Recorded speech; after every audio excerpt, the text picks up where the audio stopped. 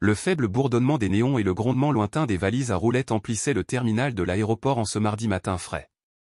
C'était une scène habituellement dénuée de tout suspense, des voyageurs serrant leur tasse de café, le personnel de l'aéroport dirigeant la circulation, des enfants tirant la main de leurs parents jusqu'à ce qu'une voix unique, froide et tranchante, perce le calme habituel comme une lame dentelée. Pour qui vous prenez-vous pour vous disputer avec la police? Les mots claquèrent dans l'air avec une telle violence que même le personnel de nettoyage à proximité s'arrêta en plein nettoyage. À la porte C-17 de l'aéroport international d'Atlanta, Lena Malisté se tenait parfaitement immobile. Dans son tailleur jaune citron et ses talons aiguilles, elle avait l'air d'une professionnelle accomplie.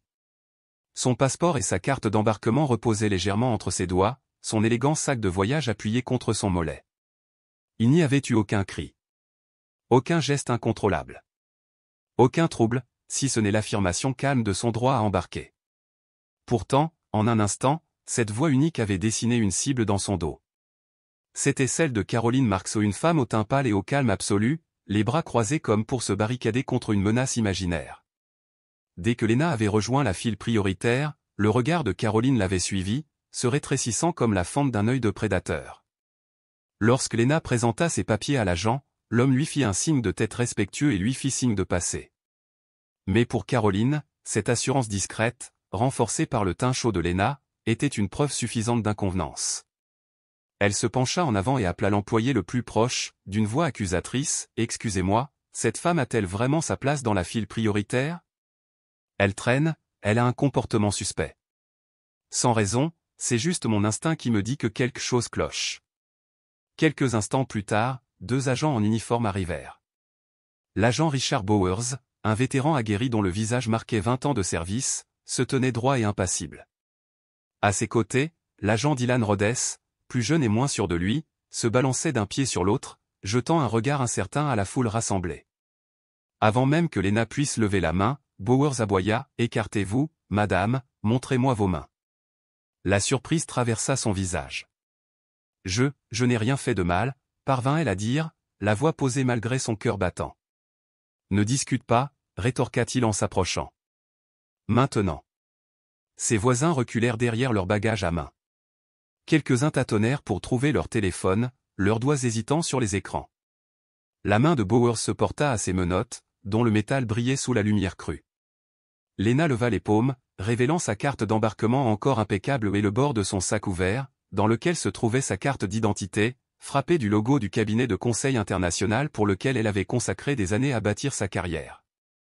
Rien de tout cela ne le fit changer d'avis. L'acier froid se referma sur ses poignets avec une irrévocabilité qui résonna dans le silence. Une petite voix s'éleva à l'extérieur, Ava Jennings, 7 ans, serrant la main de sa mère, regardait avec de grands yeux. « Maman » demanda-t-elle en tremblant, « cette dame a-t-elle des ennuis parce qu'elle a fait quelque chose de mal ?» Sa mère ne trouva pas les mots. Lena ne pleura pas. Elle ne supplia pas. Elle se redressa, leva le menton et croisa le regard indifférent de l'officier qui lui faisait face. Pourtant, intérieurement, son monde s'effondrait.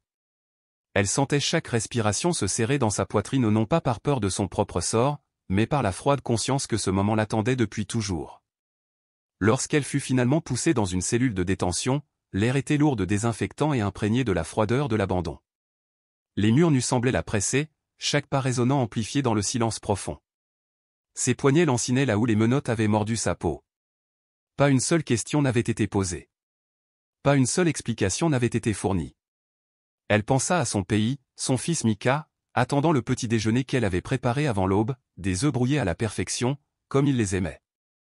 Elle imagina sa mère, qui, pendant 30 ans, avait accueilli les patients dans le hall d'un hôpital de Caroline du Sud, sans jamais pouvoir dépasser le comptoir d'accueil malgré sa compassion et son talent. Lena se souvint de son premier entretien après l'université, du blazer coûteux qu'elle avait payé en plusieurs fois, et de la façon dont le recruteur avait parcouru son CV, s'arrêtant sur son nom comme une curieuse tache dans les marges. Dans cette cellule austère, rien ne semblait accidentel. Chaque regard trop long, chaque supposition passée pour vraie, chaque jugement hâtif, tout cela l'avait conduite ici. Et pourtant, assise dans la lumière fluorescente crue, meurtrie mais inébranlable, Lena Malisté refusait de les laisser définir son histoire. Lena s'était investie pleinement dans son travail, elle restait longtemps après que le bureau soit vide, échangeait des pauses informelles contre des heures supplémentaires à son bureau et surpassait discrètement tous les indicateurs de performance sans jamais exiger de reconnaissance. Lorsque son entreprise lui a offert un billet en première classe en guise de remerciement pour la conclusion d'un accord mondial historique, elle n'a pas perçu cela comme de la charité. Elle y a vu la juste récompense d'un dévouement et d'un sacrifice sans faille. Pourtant, 2 heures après le début de ce qui aurait dû être un voyage festif, son monde a basculé.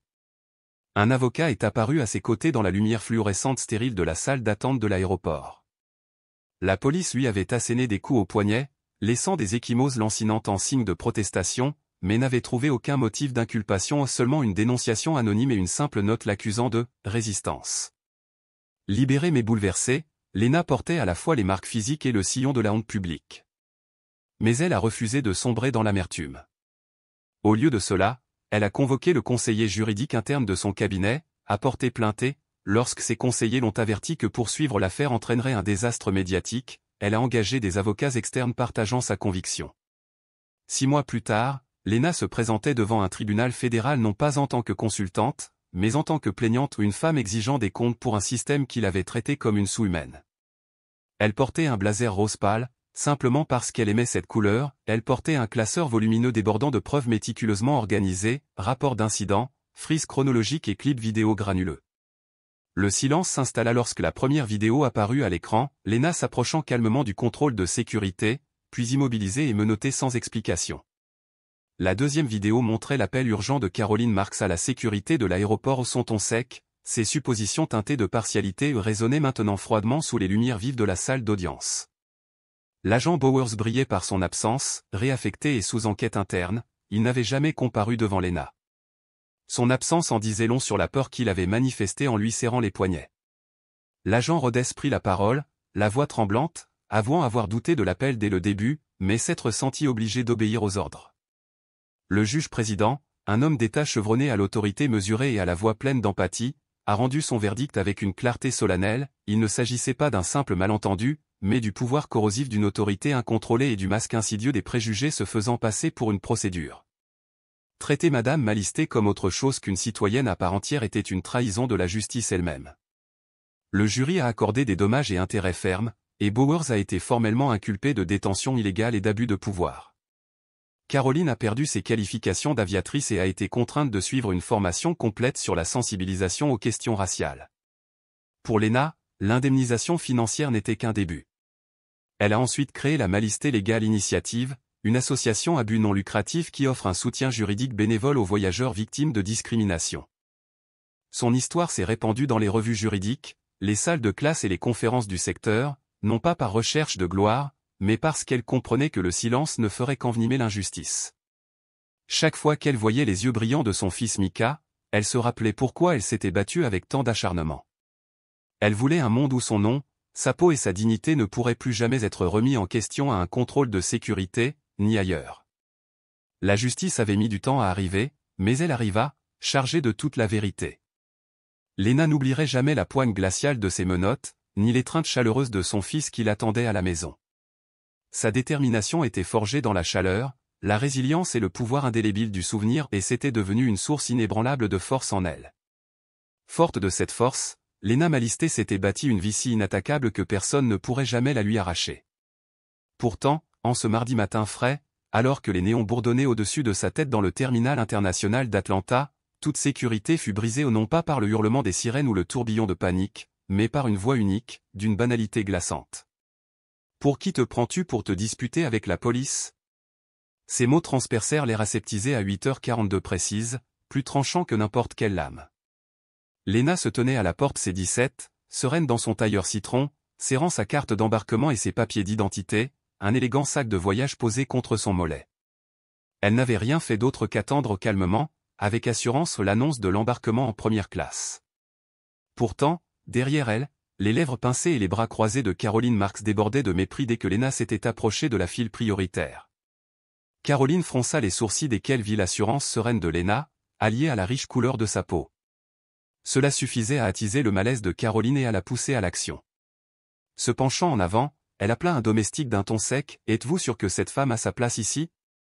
Elle traîne, se comporte de manière suspecte. » Il n'y avait aucune preuve, Aucune justification autre que les préjugés. Quelques instants plus tard, deux officiers en uniforme apparurent, le grisonnant Richard Bowers, 20 ans d'autorité rigide et incontestée gravée dans chaque trait de son visage, et Dylan Rhodes, une jeune recrue tiraillée entre le protocole et sa conscience. Avant que Lena puisse parler, Bowers se pencha vers elle. « Écartez-vous. Montrez vos mains. » Sa voix ne tolérait aucun refus. « Je suis désolé, » parvint-elle à dire, la voix chantante de surprise. « Ne discutez pas, » aboya-t-il. Dans le terminal, les regards se tournèrent vers eux, certains détournèrent le regard, d'autres cherchèrent leur téléphone, hésitants. Rhodes examina la carte d'embarquement dans la main de Lena, remarqua son sac à main ouvert, révélant un badge de consultant multinational. Pourtant, Bowers, impassible, lui enfila les menottes métalliques autour des poignets. Ce tintement aigu fut définitif. Parmi les spectateurs, Ava Jennings, 7 ans, tirait sa mère par la manche. « Maman, est-ce que cette dame est méchante ?» La question restait en suspens, impossible à répondre. Lena resta silencieuse, le menton pointé vers les panneaux d'embarquement au-dessus d'elle, comme si elle cherchait son propre reflet parmi les numéros de vol. Pourtant, intérieurement, elle sentait son sang-froid s'effilocher, non pas par peur de l'inconnu, mais parce que, dans cette cellule solitaire, elle avait déjà subi toutes les humiliations que cet instant allait lui apporter. Les murs autour d'elle étaient nus, l'air teinté de désinfectant, et ses poignets meurtris palpitaient sous le poids d'une injustice inexprimée. Personne n'avait pris la peine de lui poser la moindre question. Assise sur ce banc impitoyable de la salle d'attente stérile, Lena repensait à son quotidien. Elle imaginait Mika, son fils aux yeux pétillants, en train de dévorer le petit déjeuner maison qu'elle avait soigneusement préparé ce matin-là, son croissant préféré aux œufs et au fromage, enveloppé dans une serviette en papier. Elle pensait à sa mère, qui, pendant 30 ans, avait pointé dans un petit hôpital de Caroline du Sud, répondant consciencieusement au téléphone derrière une vitre de réception, sans jamais attirer le moindre regard de la direction. Lena se souvenait parfaitement de son premier entretien d'embauche, le blazer bleu marine qu'elle avait acheté en plusieurs fois, le goût amer dans sa bouche lorsque le recruteur avait parcouru son CV et s'était posé sur elle comme si elle n'était pas à sa place. Lena avait toujours surpassé tous les autres dans la salle. Elle restait tard quand ses collègues rentraient chez eux, obtenait des résultats dépassant toutes les attentes et consacrait davantage de son temps sans se plaindre. Elle prenait moins de pauses, demandait moins de compliments et pourtant, se disait-elle, ce n'était jamais suffisant. Ce billet en première classe aurait dû être son triomphe, la reconnaissance tangible de son entreprise pour avoir conclu un contrat complexe et mondial. Ce n'était pas un cadeau, mais le fruit d'un sacrifice incessant. Et pourtant, elle se retrouvait là, menottée et humiliée, dépouillée de sa dignité dans un terminal d'aéroport qu'elle avait traversé d'innombrables fois. 2 heures plus tard, son avocat, un avocat acharné et plus compatissant qu'elle ne voulait en montrer, arriva enfin. La police, dépourvue de toute preuve hormis un vague rapport de « citoyens inquiets » et des accusations de manque de coopération, n'avait plus rien sur quoi s'appuyer. Ils la relâchèrent, non sans lui avoir peint des croissants violets de colère autour des poignets et avoir gravé un souvenir de honte. Pourtant, alors même qu'elle pensait ces bleus, Lena sentait autre chose couler dans ses veines, l'indignation, la lucidité, la détermination. Elle refusait de sombrer dans l'amertume. Le soir, elle avait convoqué l'équipe juridique interne de son cabinet. Leur conseil sonnait creux, n'insistez pas. Ce serait un cauchemar pour les relations publiques. Mais Lena ne se laissa pas apaiser. Elle engagea discrètement un avocat extérieur, convaincue que se retirer n'était pas envisageable. 6 mois passèrent dans un tourbillon de dépositions et de requêtes. Puis, le matin du procès, Lena entra dans la salle d'audience fédérale, non pas comme une consultante attendant d'être interrogée, mais comme une plaignante revendiquant sa version des faits. Elle choisit un blazer rose pâle, non pas en signe de protestation, mais simplement parce qu'il reflétait sa conviction inébranlable. À ses côtés, elle portait un classeur imposant, des dossiers méticuleusement classés, une chronologie minute par minute et des extraits vidéo impeccables. Le silence qui s'installa lorsque les images s'animèrent en dit long. Elle était là, Lena Malistey, qui s'approcha sans prévenir, les mains menottées, sans opposer aucune résistance. Pas une seule question ne fut posée. À la table de la défense, Caroline Mark, la femme dont la décision partiale avait déclenché ce calvaire, tremblait sous le regard impitoyable de la salle d'audience. Sa propre conversation enregistrée avec la sécurité de l'aéroport, teintée de jugement et de partialité, fut ensuite diffusée, dévoilant chaque insinuation sous les lumières solennelles du juge. L'agent Bowers ne s'est pas présenté. Il avait été discrètement muté et placé en congé administratif, son absence témoignant de la lâcheté que Lena avait perçue dans son regard. À sa place, l'agent Rhodes a témoigné. Avec une honnêteté réticente, il a admis ses doutes quant à l'appel, avouant qu'il aurait dû poser des questions, mais qu'il s'était senti obligé d'obéir. Lorsque le juge ou un homme noir d'un certain âge, digne, dont la voix exprimait à la fois tristesse et détermination a rendu sa décision, il s'est exprimé non seulement au nom de Lena, mais aussi au nom de toutes les personnes privées de leur humanité. Cette affaire n'est pas un simple malentendu. Elle nous rappelle brutalement ce qui se passe lorsque l'autorité est brandie sans réflexion et que les préjugés se font passer pour du protocole. Madame Malisté a été dépouillée de sa dignité, et c'est intolérable. Le verdict du jury a été sans équivoque, des dommages et intérêts ont été accordés, Bowers a été formellement accusée de détention illégale et d'abus d'autorité, et Caroline Mark a été interdite d'emploi dans l'aviation et a reçu l'ordre de suivre une formation complète sur la sensibilité raciale. Mais Lena cherchait bien plus qu'une simple compensation financière. Elle a consacré son énergie à fonder la Malisté Legal Initiative, une association à but non lucratif qui fournit une assistance juridique bénévole aux victimes de discrimination liées au voyage. Son histoire a rapidement trouvé un écho dans les revues juridiques, les programmes universitaires et les conférences. Bien qu'elle n'ait jamais cherché à se mettre sous les feux des projecteurs, elle a refusé de s'en détourner.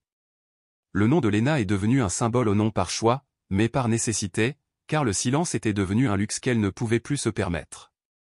Chaque fois qu'elle apercevait le sourire de Mika, elle se rappelait pourquoi elle s'était battue si inlassablement, pour qu'un jour, il puisse traverser n'importe quelle salle de réunion, n'importe quel couloir d'école, n'importe quel terminal d'aéroport, sans que sa peau ni sa dignité ne soient jamais négociables. La justice n'était pas arrivée du jour au lendemain, mais lorsqu'elle l'avait fait, elle s'appuyait sur l'indéfectible vérité. Lena n'oublia jamais la morsure glaciale de ses menottes, mais elle emportait avec elle quelque chose d'infiniment plus puissant, la chaleur de l'étreinte de son fils ce soir-là où elle était enfin rentrée chez elle. De cette chaleur, et de sa résilience inébranlable, elle avait forgé un héritage que personne ne pourrait jamais voler.